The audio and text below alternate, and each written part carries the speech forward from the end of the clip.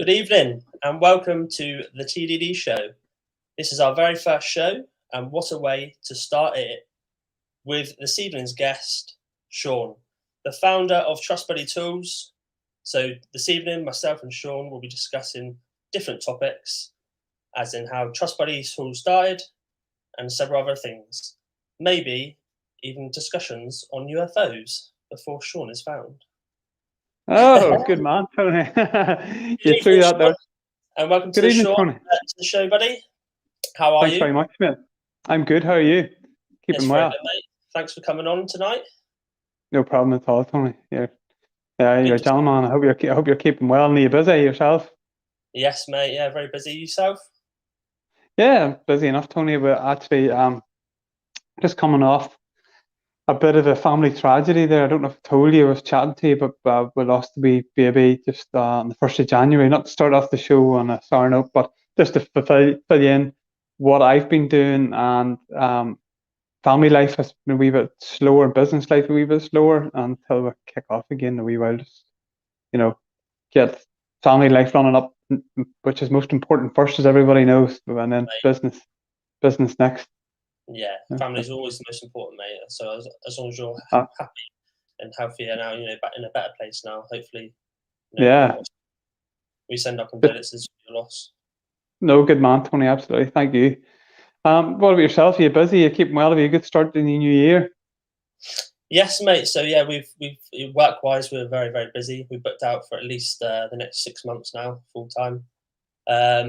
But then obviously the same thing with the production side of things that we're trying to kickstart.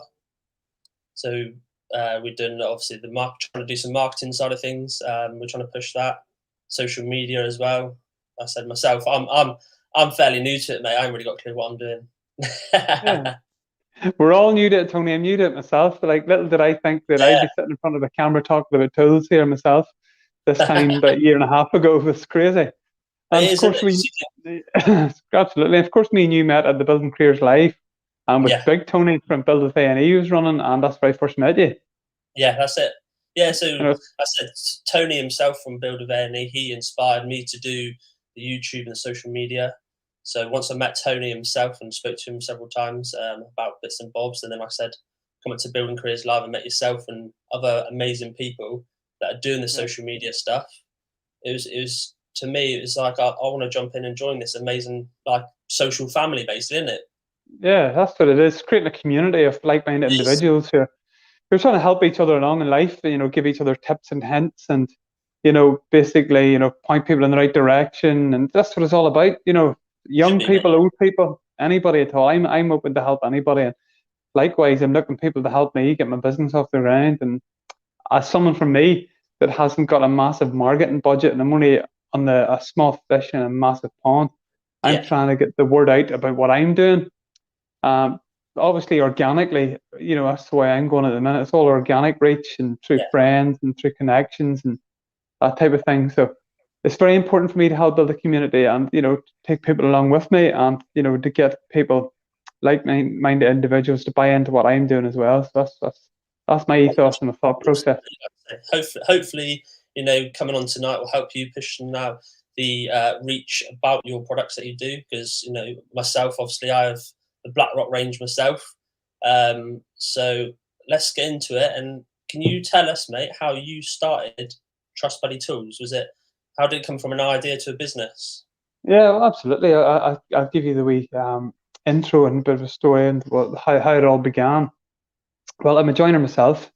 I left school when I was 16, and I served my time as a joiner. Mostly doing first and second fixed roof and roofing. Also spent some time doing shuttering work and also doing floor and wall tiling. So I'm a wee bit of a jack of all trades in that regard. I do all joinery work. I am still working on site, though, albeit limited. Limited at the minute. It was just 1 or 2 days a week. I take construction safety courses where I work basically it's the equivalent to the CSCS course. I take the CSR card and every Saturday. I've been doing that for years. So that's sort of how I keep my hand in, still stay on site and still do the construction safety courses. But in the meantime, that's about me. I'm 23 years at it. But about how long ago was it? Probably about 8 or 9 years ago, probably that length of time, we come up with an idea about spreading roof trusses.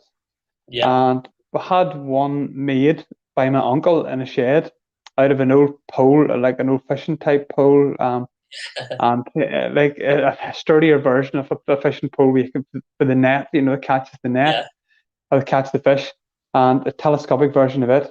And he put a hook at the end of it that I had designed and told him how to shape it out. This would go over a truss. And we called it the Trussbuddy.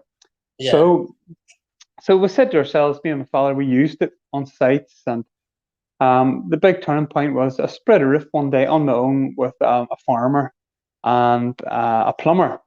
And I said, I've definitely got something here. If I can spread a roof for these guys, get it braced, spread safely, very limited scaffold. And I said, there's definitely a market that's here. So I got the Trussbuddy brought to life basically through designers, grants from Invest NI here in Northern Ireland, and a bit of my own money, quite a lot of my own money actually, and I got it patented, and I got it brought to life, and just basically to working prototype, to really really good standard working prototype. And I used it and I've done demonstration videos with it and entered competitions with it here. In new invention competitions, done really well. Won prizes, won cash prizes as well with it. £1,000 here, a couple of £1,000 there, £5,000, different occasions. So there was an appetite for it. So I said, right, well, we'll try to get this taken further. So we did try to get it taken further. So we started to go to different type of engineering like firms that would potentially make it. And we brought it a couple here within Northern Ireland and South of Ireland. But they all come back with the same sort of figure. It needs to get tooled first off, as a brand new tool. You need to get machinery done, and it needs to be tooled, and moldings and injection moldings and 3Ds, all these different things that I had no idea about. And then it needs to be put into a run. And the minimum order run usually was coming around about £30,000 to £40,000 plus. Your machining, you're talking about another 20,000. So you're talking £60,000 just to have a lot of money, just to have it tooled and machined and run it and done. Never mind advertising. How am I going to advertise this? Where am I going to get it? Labeling, loads of things. You're probably going to run into about 90 to £100,000 by the time it was all done. So, but I said, right, this is a bit out of our reach. We did get it patented. This fully patented it with PCP and European and worldwide patent pending, and we have it all done. So I said, right, what else can we do here? In the meantime, and I said, right, COVID wasn't just started yet. So I said, right, let's scour the market to see if there's any tools out there that potentially, aren't really, that nobody's doing anything different here in Europe, basically with them. So we looked abroad. We looked obviously in Canada and America and Australia, and we've seen that there was a big appetite for tool belts. And I'm a joiner myself, so something I knew a lot about.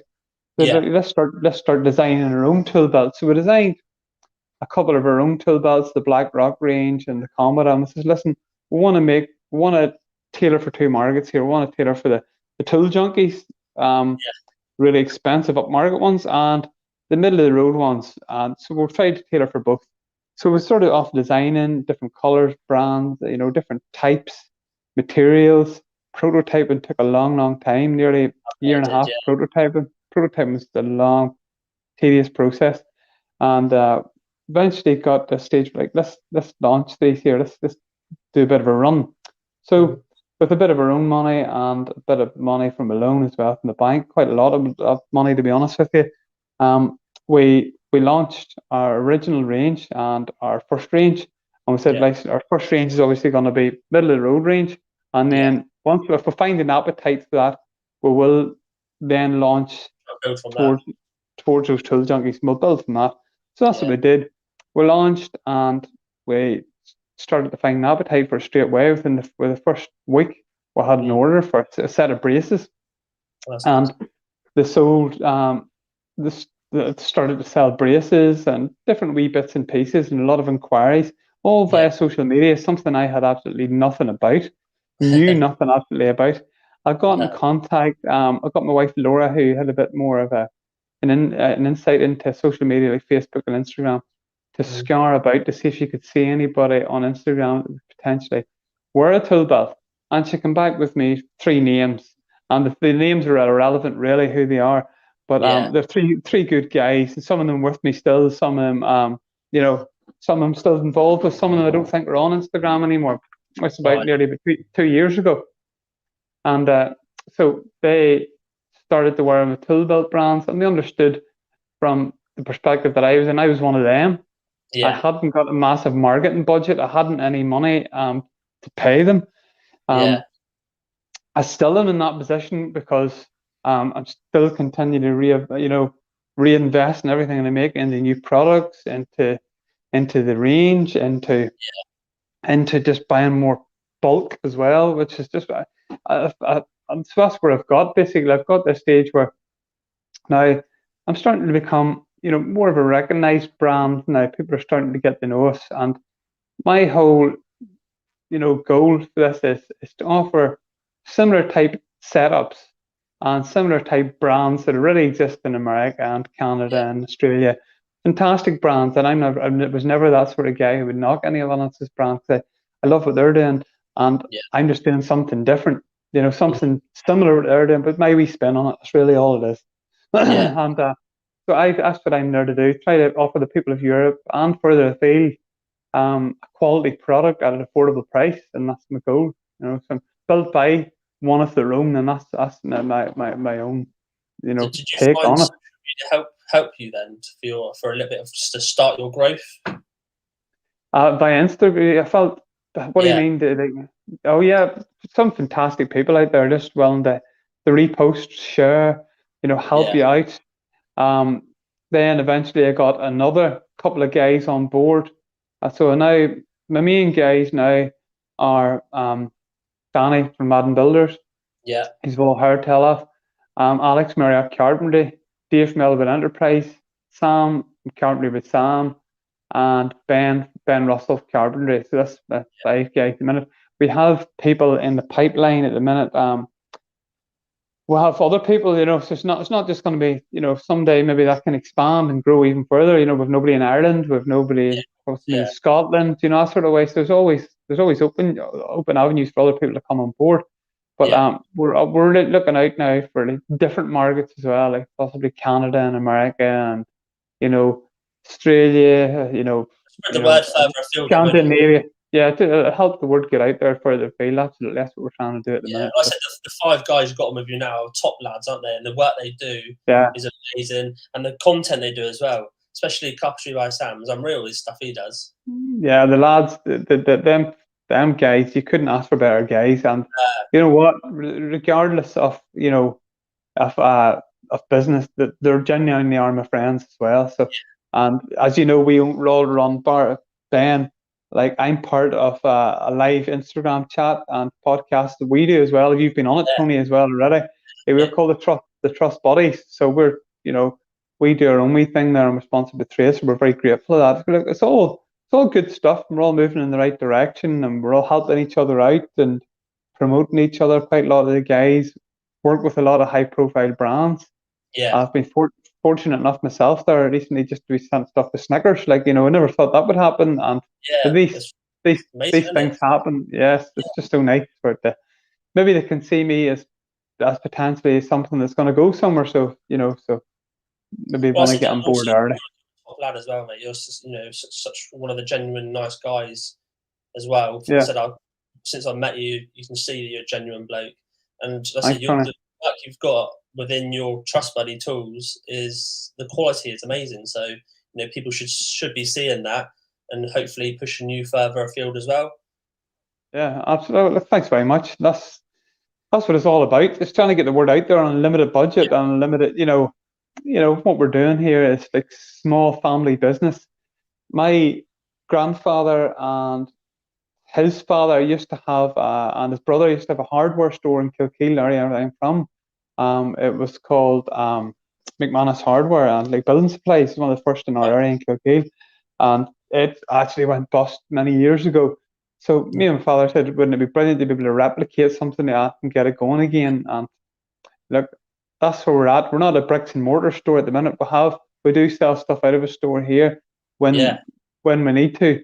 But our ultimate goal would be to get like other brands on board and not just become a tool belt brand, become a brand. That's why it was always called Trussbuddy Tools. Yeah. To so we can expand that. It's just not confined to tools. Limited to belts. Absolutely not. No, it's not. We want to be known for our belts. Obviously, it's Trussbuddy tool belts, but we also want to be known as Trussbuddy Tools. My ultimate goal is to, to have belts, and I have all these crazy ideas like fishing rods, freaking knives, crazy stuff. Like, I'm big into camping as well. I love camping and I love the outdoors. So I would love to incorporate the outdoors into my product range some stage, other people's brands, other people's products, and that's my ultimate goal with it all. But I don't know if I'm going to be able to do it overnight, and it's just not going to take time. Those things, the growth takes time, doesn't it? Yeah, it absolutely takes time. It's just goes everything in life. Sam's just, I can't really buy Sam there. It's actually commented there. So good to see Sam. So, as you say, Sam's one of the best guys you can meet. So good to see Sam. Thanks for watching, guys. Appreciate it. Massive support. It's a big coup to get Sam on board. Sam was. I'm not going to mention any brands. He's not. Just loves tools. He's a tool junkie, and that's the biggest thing about him. He's obsessed with tools. That's the good thing about it, isn't it? Yeah, he's one of those guys that's just obsessed with all tools. Like, he's every tool under the sun, and I don't know how his wife Jess puts up with him. He probably spends a fortune in tools every month. He's fortunate enough now to be working with some fantastic brands in Makita as well. So he's very lucky in that regard too. All good guys, So all really good fellas, every one, and I'm associated with. That's the beauty of it. And let's talk about, because it's every Thursday you do your live as well, isn't it? So let's talk about that. Yeah, every Thursday we do our live, and what started off as Alex and myself on a live chat, basically just having a bit of banter, having a bit of crack, grew into something bigger. And it could only have grown that big through the help of Dave from Elwood Enterprises. Hoodies, bringing on sponsorships. Sam with his fantastic editing skills, like his editing skills are possibly the best, if not in Europe. In Europe, in social media, in my opinion. You've got Danny who does all the organising behind scenes, and you've got Alex. Alex is doing his bit too, organising things behind scenes too, where this could potentially go to as well with what we're doing. It's not just going to be confined to Thursday nights, but massive plans for it. So all the boys are doing their bit. And listen, you've got a collective, decent mindset where you want to grow to. You've got goals you want to try and reach. That's what it's all about, isn't it? Absolutely. I could never have, or me and Alex on our own could never have taken it that far. I had to be brought on as a collective, and and no one has ownership of anything. There was talk at the time we were going to change the name, and it's called the Trussbuddies now. And I totally tried to distance myself from the Trussbuddy life to what I'm doing. It's a play on words. It's obviously a play on words, and I'm grateful to the guys that kept my name on. But the thing is, I'm very grateful of them. But it's their thing, even more so than what it is mine, because these guys are all big social influencers here on this platform, and I'm only obviously a wee small fry with 6,000 followers. But they're the big some of the big players on here, and so they have the big draws and getting guests on, and people want to come on with them. So I'm just riding in their coattails, to be honest with you, and in that regard, to be honest. But I'm glad to be. I'm glad to be in with them. At a time? What, Tony? Yeah, two of us always come on at a time, so it's easy. You have two guests as well, then, don't you? Yeah, with always two guests. So this week I think it is Danny and Alex, possibly. I'm not too sure, or Danny and Sam. I'm not too sure. If some of them, I don't think Dave can do it. He's busy working, I think. But it's always good. I think they have two people on this week. One on from Australia, actually. So nice. A girl on from Australia. It's going to be a first. So there's a girl on from Australia, and I'm not too sure who the other guest is. Danny does the organising. Who they are? So don't give too much away. Sorry, Alex. Alex isn't to give too much away. I'm not. Yeah. So not give too much away, but it is going really, really well. And listen, the guests love it. The big thing about our live is a lot of other people do lives, and a lot of other people were doing lives, around the same time as us. The beauty about what we do is we like to make it a platform to everyone to showcase what they're all about. The wee guys and the big guys, like some of the big, like when we were first on it. I'll give you a prime example, and I'm not too sure. I think it was myself and Dave up possibly on with Phil from Driveways and Gardens. I always know Phil from Driveways and Gardens. I still call him Phil from Driveways and Gardens, but he's changed his name to a proper Yorkshire builder. Phil. Oh, yeah. Everyone knows Phil, and but such a down to earth guy. Like Phil, possibly 80 or 90,000 followers, but Phil was still willing to come on.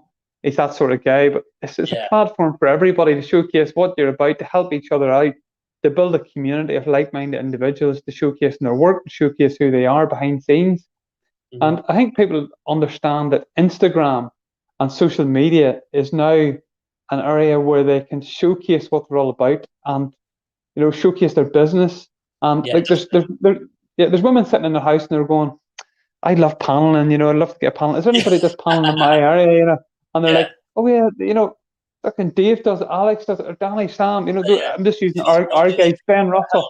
There's loads and loads of people out there that you can say, oh look, you're in Nottingham, you can look up George or Dean. You're in, when you're in London, you can look up, Sam Edwards. That sort of ways. If you want a bit of tiling done, take a wee look at Ben Broad from Broad Landscapes. That's the type of environment that is where you people. It's a nice community, isn't there? That's the whole idea, which is nice about it. You can all talk to each other as well. Not even if you've not even met anyone, you can talk to them, ask them a question. Everyone's really inviting, which is the best thing about it all. Yeah, absolutely. And as you say, no one needs to see each other face to face, but each other. So I've met. Dave's there, for example. I've actually stayed in Dave's house. I've been to Dave's house a couple of times. I've met Dave's wife. I've met his kids.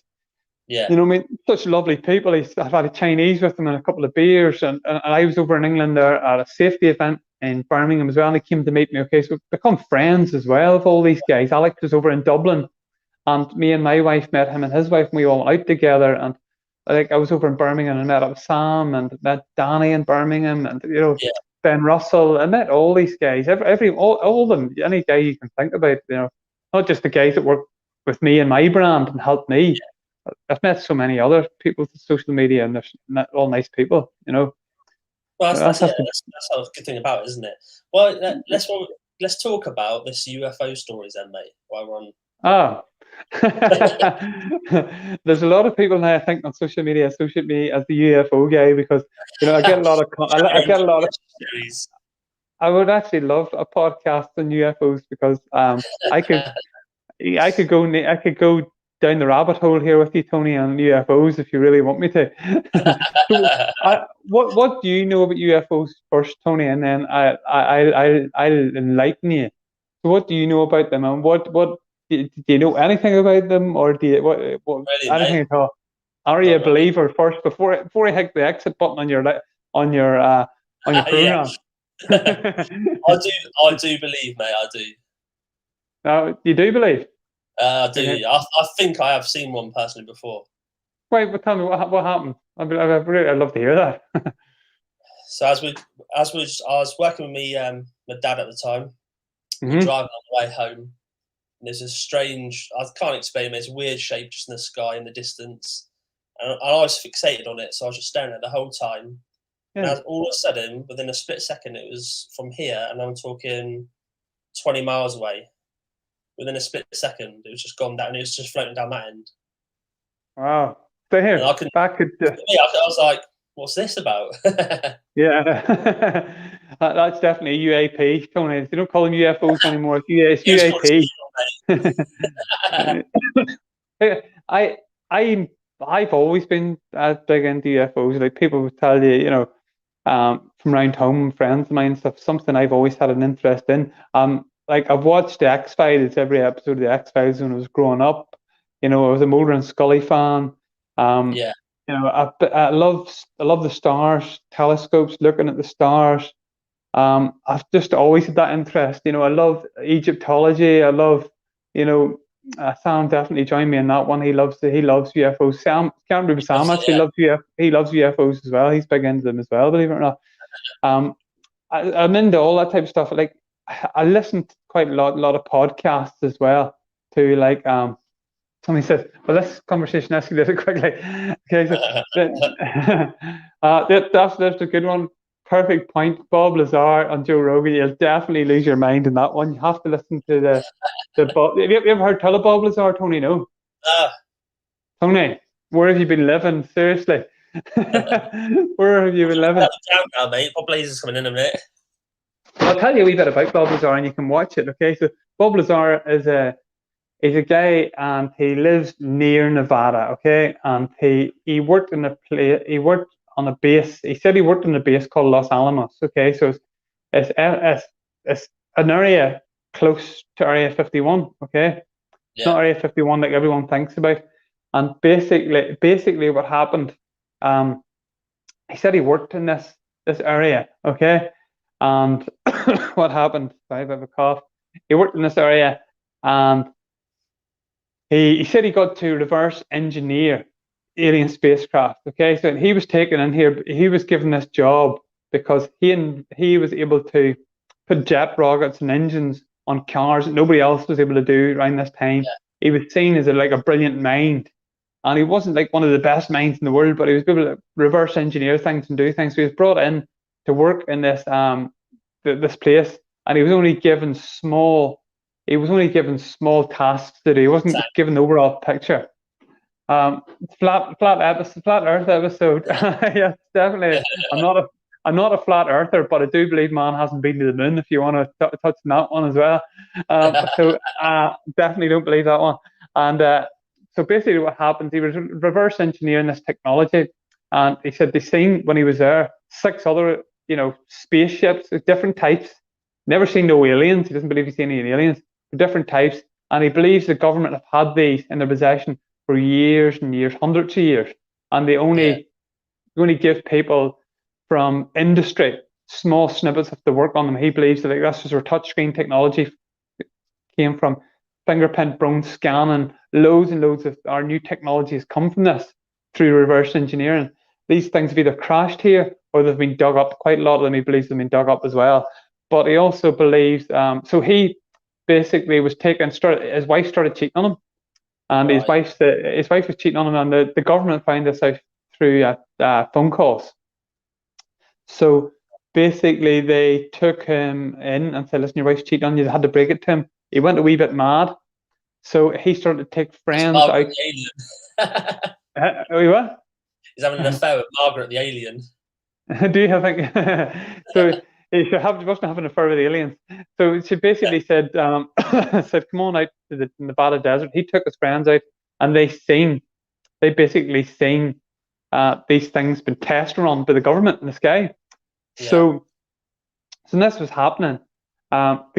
He's basically caught out what he was doing, showing people, and he's basically told, right, we can't work here anymore. He went to a fella called George Knapp, who's like he's been like one of these off-the-cuff reporters, and George Knapp reported this and put it out on the TV. It went worldwide, went global. There was a guy here. This actually went global all over the world at the time. It's massive worldwide news, massive publicity about it. And then basically, that's why he wasn't killed, basically. So it basically, lost technology, Sean, can't be done again. It's not lost time. Basically, what happened is he lost his job, and he's still stuck to the exact same story. He's been on Joe Rogan. He's been in loads of different things. He has his own, program on Netflix called Bob Lazar Area 51. But he's stuck the same story since this happened to him 30 years ago. And it's quite coincidental that this all happened out near Roswell as well. You know what I mean? I'm a big believer that Roswell did happen, and the government just quickly cleaned it up, tidied it up, because listen, regardless if you believe in your religious affiliation or background at all, that's here nor there to me.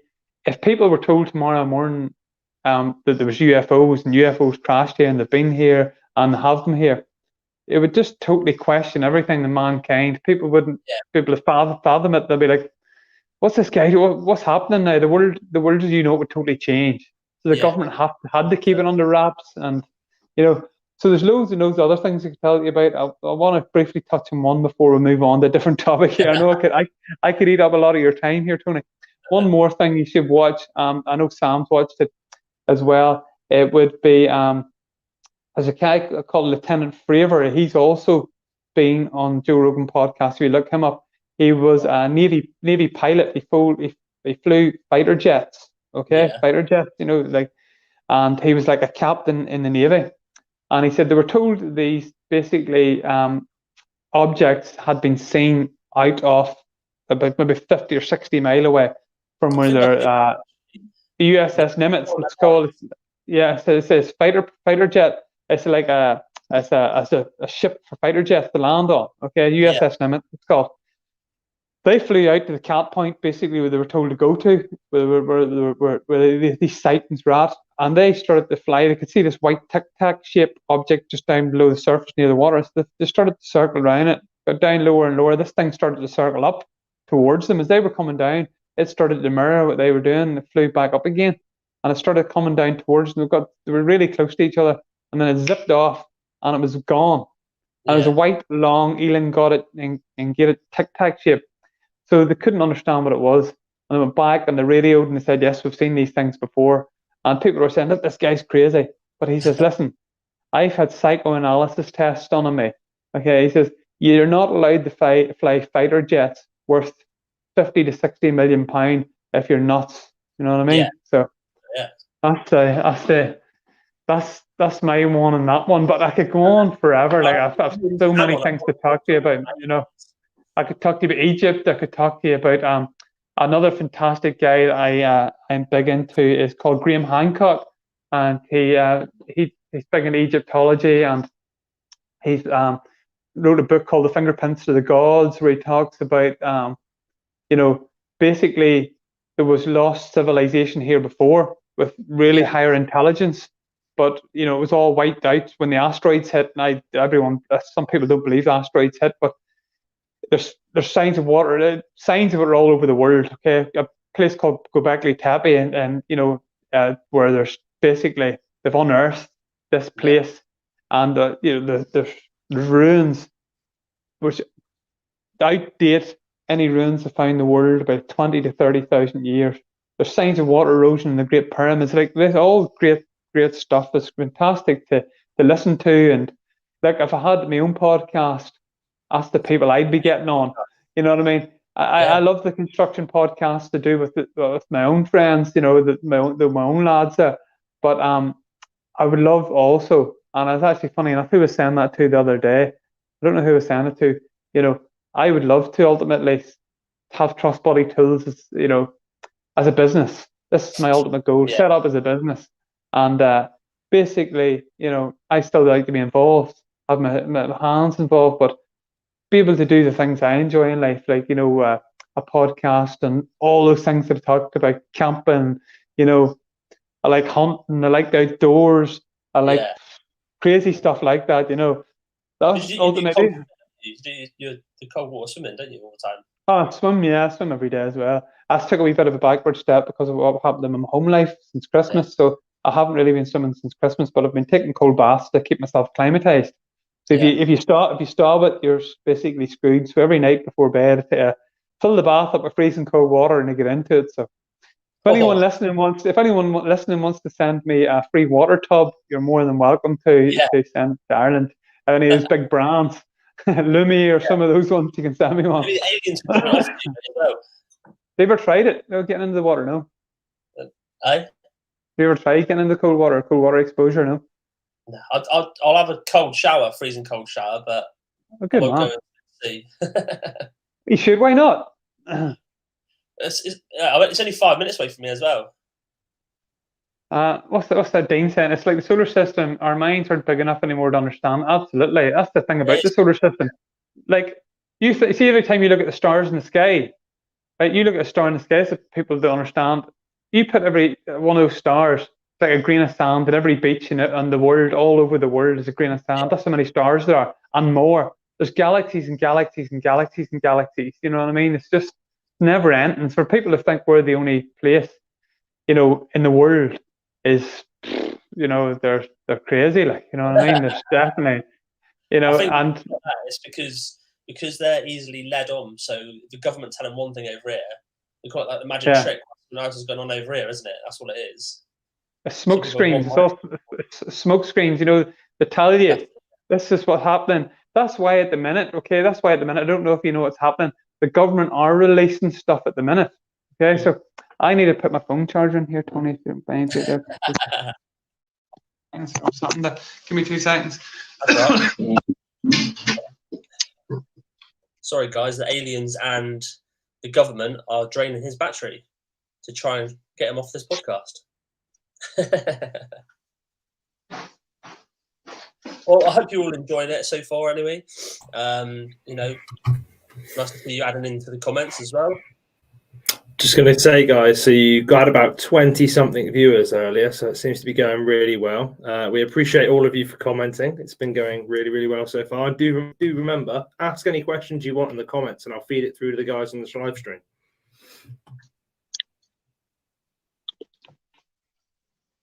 Make sure, if you haven't already as well, check Trussbuddy's out on Instagram, so Trussbuddy Tools. Okay, on Instagram. He's also on LinkedIn as well, so make sure you go head over there, check him out. Like I said, his tool belts are amazing. I have them myself. Are you back now, mate? That's me back now, Tony. I was down to 2% there. I was quite lucky I didn't get cut off. Make sure I'm turned on. Yeah, I'm turned on. Yeah, it's charging here. Hopefully. Well, let's go back to the Trussbuddy Tools then, mate. So, what's your I've 1%. I've 1% here, Tony. I don't know what's happening with my thing. I hope I'm not going to lose you or anything. I have myself plugged in. That's all we need, Tony. Yeah, it's still there, mate. For about it. No, hopefully, Sam. Nobody's hijacked it. I hope I don't lose you. It's back up to 2%. Hopefully, it keeps going back up again. What were you saying, Tony? What were you going to ask me? I was just going to say, mate. Talking about what's your biggest aim for Trussbuddy Tools? So you've got a big goal that you want to try and reach? Yeah, ultimately I'd love to become the largest tool belt brand in Europe, and possibly, why not, you know, as big as the world as any of the rest of them, you know, Acrobus, Diamondback, you know, Buckaroo, who've got Occidental, they're the big guys, the big hitters, Badger as well. And listen, I'm just doing the exact same thing they are. Like, we're all making tool belts. They're all slots for pencils and tapes and squares. That's all they are. Some people become brand loyal. Some people become a wee bit hung up and like, you know, oh, you're doing something similar to somebody else. We're all doing something similar to each other. That's all it basically is. Nobody owns a tool belt. It's just, they started life as a leather apron for blacksmiths, and now it's a tool belt for people in construction sites. And we're all doing similar things. I've just offering my slant on it and my sway on it. I'm trying to get a product range that is affordable and hard wearing and sustainable, and you know, different slants and different, you know, ideas on it. And I've definitely got a fantastic, probably about 8 new products coming out in the next couple of months. It took a wee bit of a backward step due to, you know, to family life, and took a wee bit of a backward step. Everything in my life has for a month there, basically trying to help out at home, and you know, but we're going to get the ball rolling again on that very soon and keep things moving forward. So you're doing really, really good. You've also got top lads on with you at the minute, which are going to help you push it. You can't ask for any more. You can't push it any quicker, can you? So no, that's it. Absolutely not. And listen, it's all organic reach. Listen, I haven't spent 5p on advertising, not one bit. You know, so it's all just through friends, helping, word of mouth, good people, basically. Listen, you get a lot of people in the world who wouldn't want to help you out, and I'm extremely. You know, you get that everywhere in life, and the naysayers and people don't really. I've genuinely met some of the best people you could meet, and I could drink a pint with them anywhere in the world. That's the truth. I could, you know, that sort of people, you know, down to earth. You know, the beauty about what I always find that I've done, you know, with my brand, and what probably, you know, warms people possibly, you know, to me and what I'm doing is I'm one of their own, you know. I've stood in the gutters. I've stood in with welly boots on, or soaking, you know, doing shuttering walls and on roofs getting soaked and the rain running down my backside. I've got shouted at. I've come into work hungover and dying, maybe with 2 hours sleep, and laying in the back of the van sleeping on the way down the road. I had my shoelaces tied to chainsaws and got out of the van and they're pulling out after me. I had all the crazy things done to me, and I'm one of their own. That's the beauty about it. And you know, I think that's why people more can affiliate possibly with what I'm doing, because I am just like them. That's the beauty of it. Okay. Yeah. What colour? The big question, Sean, we want to know is what colour power tools? Oh, what colour power tools? There's a lot of questions with that one all the time floating about social media, isn't there? You know, I probably tend, which I've always have done, is to sway towards more Makita, to be honest with you. Yeah. Listen, I've got a trend router of Sam there. Actually, bought it off Sam, currently with Sam, because I needed a new one. Actually, something his old one. He's more of a Makita man, and I do like Makita myself. I actually got myself a new Makita grinder there if I'm going to do tiling as well. But I'm not really brand loyal, to be honest with you. So if any brands are listening, I'm not brand loyal. We sell them all in Trussbuddy Tools. You know, if ever comes an opportunity for me to sell power tools, I'll be selling all power tools. There's some fantastic, you know, tool brands on here already selling power tools, like, you know, already. Like I'm going very soon in the coming weeks to see Monster Power Tools, and they're a brand actually not too far away from me, and some lovely guys, and we want to do something together. And look, I'm not in a position to stock products in their store because we aren't big enough yet, and you know, just the overheads and different things. And it works best to sell online predominantly in a minute, but it's something we do want to look into getting into stores. You know, but it's going to take time. You can't just rush ahead, go into it full steam ahead. Absolutely not, because then you're these big firms that you're going to be selling into, you know, they'll all be looking things that, you know, I don't know, the price to be looking at them will be, you know, a lot lower at the minute than I can do, because, you know, I'm not having as much stock probably is the big thing. The stock levels wouldn't be as big to offer this to the bigger firms. But here, hopefully we'll be able to get there. That's the big thing. It was a diplomatic answer, no time. Sorry for that there. Sorry, wasn't probably.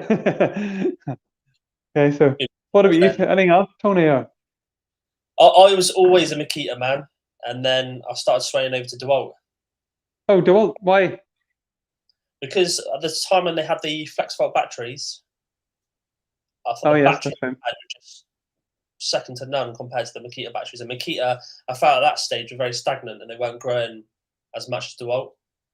The tools that DeWalt were offering at the time, so I started creeping over to DeWalt, and then I slowly added DeWalt, but still got Makita, so I've got both. Oh, that's good. You've got both. A lot of people, when they come back, see, when I first started out working, like, you know, my very first battery drill was a DeWalt drill. And then I was working for a guy, and we were doing then timber frames for a long time, and he was buying Hilti, everything Hilti, and I loved Hilti. Hilti was so robust, it was strong, sturdy. Not that you couldn't break Hilti. Like, see Hilti cordlesses, drills, you know, impact, you know, obviously fucking Hilti guns. You couldn't bloody break them, but they were brilliant things. So solid, but they were so expensive. They were never really, you know, if you were going to buy something Hilti, you're hundreds and hundreds of pounds. You know, so I think that put a lot of people off, the working man off a lot of Hilti stuff for a long time, didn't it? You know, the price of it. What's they say? Disney DeWalt. Here, is that a friend of yours? Yeah, that's James EA, works with us. There is a 40-volt Makita range out there at the minute as well. And I know a good friend of mine actually, you know, advertises for them, and it's, you know, works for them as well. I know. That's where I saw his content on the 40-volt stuff, Sam. Your content on that was unreal. Yeah, it's very, very good. It's his way of doing it. It's his way of doing it too, though.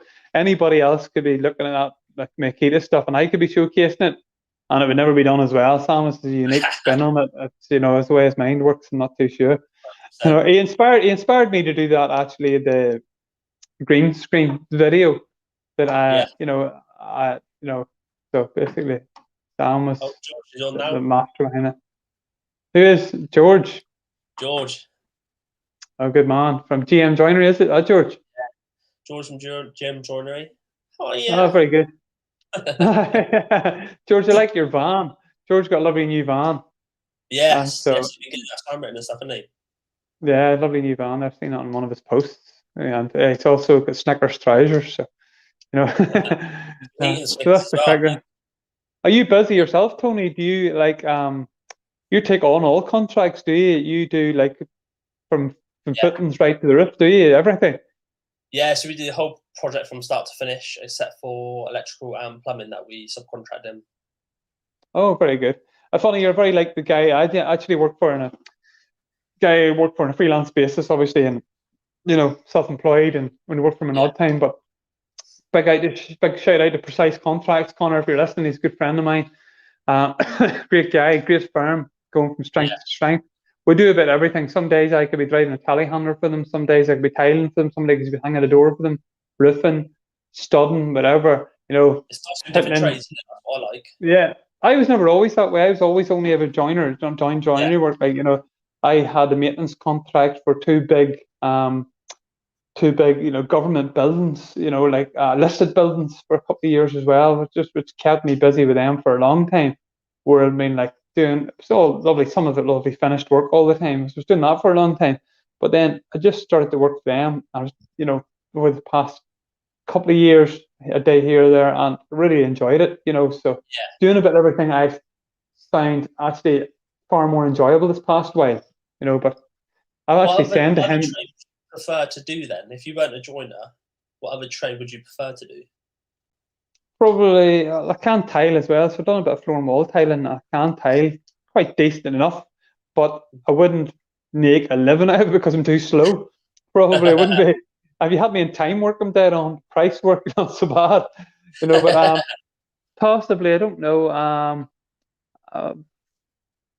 Let me think. What would it do? Well, let me think. Plastering, possibly. Yeah. Because my brother-in-law's a plasterer, and I can do a wee bit of plastering. A wee bit of him. He's taught me things over the years.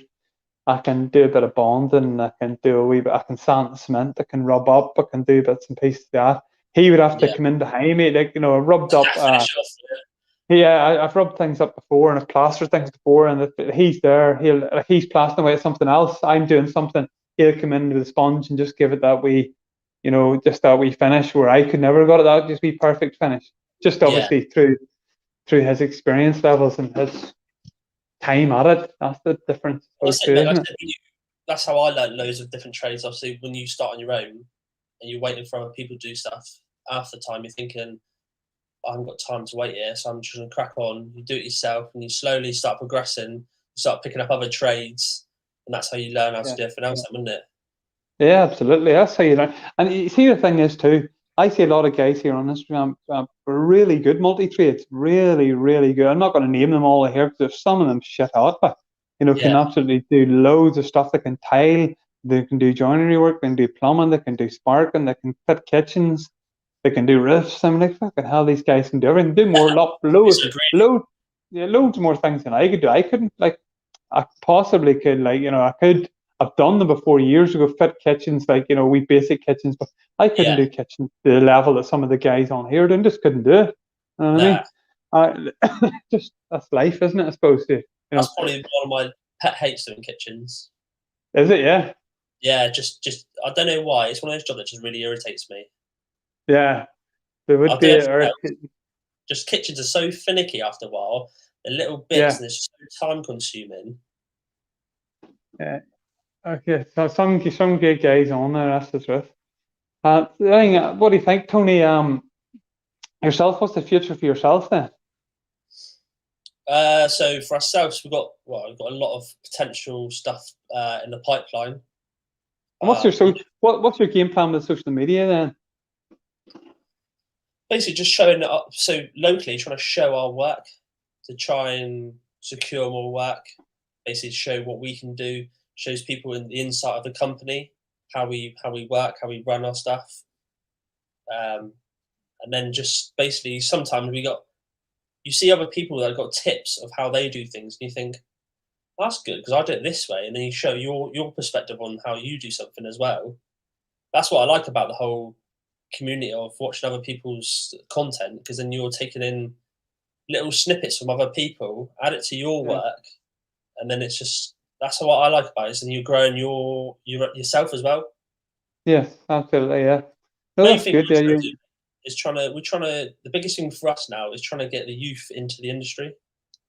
right. Okay. So Good that's man. our Absolutely. biggest thing now. So I'm in talks with our local colleges and stuff like that. So we're trying to, try and get the youth into the industry, try and make it, because I don't know what's like for you, mate, but for us down here, it's really, really hard. There's not much youth coming into the industry, stuff like that. Trying to get new youngsters in, it's not happening. I taught woodwork for a couple of years in a local training centre. I'm here back about 14 years ago. Just basically during the recession, just not far, probably around the time of the recession, and that was the only reason it took me to it, to be honest with you, because I wasn't a 30-year man going to work in the training centre, which I believe possibly should be that type of age bracket. I'm not putting off anybody else doing it, but I was probably had about say 12, 13 years done at that time, maybe more. And I was like, probably about 10 years ago, so about 13 years done. And this experience is enough. But I went to a training centre and I was teaching young guys, 15, 16-year-olds, had no interest being there.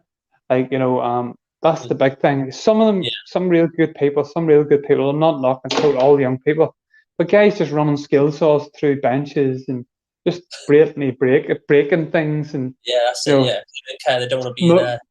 Yeah, like I give you a funny story. Like, it wasn't so funny for me, but I was in Lisburn, Tech, so you would never heard tell of this place here.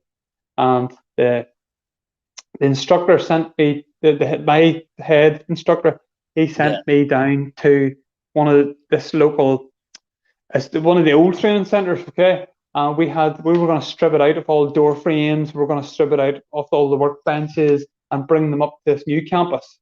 So he sent me down with my 15 lads from my course. We were going to strip out things and then bring them all back up. We're going to bring them back up in minibuses, right? And we're stripping all these things out. He sent me another 30 down. He gave me a phone call, Sean, I'm not going to need to send you another 30 down, right? I says, right. I says, this is a bit much here, 15 down, so it's 30. And next thing you know, and these guys were ready. The 15 that I had were ready delinquents, like ready clean bonkers, like, not white in the hair. Sent me another 15 down. And then mistake was made. Someone from the secretary or something sent me another 15 down, and 45 young people in it. It was something out of Lord of the Flies. I had people blowing cigarette smoke in the face. I had fire extinguishers been set up all over the place. Fires lit, fire brigade came, holes in walls, people smashing, those tube lighting. The flashing tubes. Flashing tubes, smashing them over each other's heads. I walked through the corridor and a bookshelf, which probably weighed about 100 kilograms, 200, came smashing down from 2 stories above, smashed in the foyer. This is the building that people had just left. Smashed, holes in walls that you could walk through.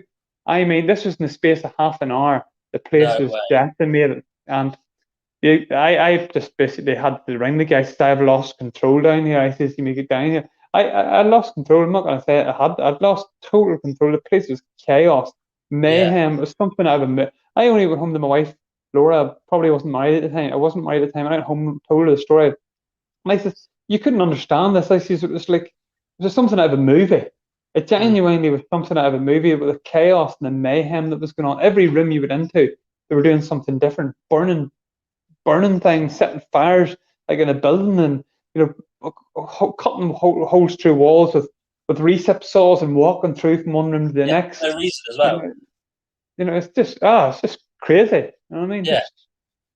But I'm not blaming all the youth, but that got me to a stage where I was like, yeah, this isn't for me, this type of job. So I left. I think most people do that. I think most people pack it in after that. I didn't pack it in exactly after that, but I just said to the guy, I didn't even make it, that long in it, about a year and a half, near 2 years, and it's just like, that'll do me, so I left it. So that's the crack, that one. Oh, I don't blame you at all, mate. So what do you reckon? What's your thoughts on the biggest things you see in the future of construction as well then? The biggest thing that we should see in the future of Yeah, construction. so the biggest change that you might see, you might think that might come in the future. It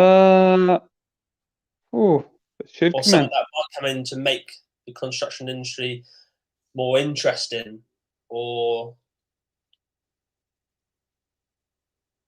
That's a good question. It's a hard one now to answer that.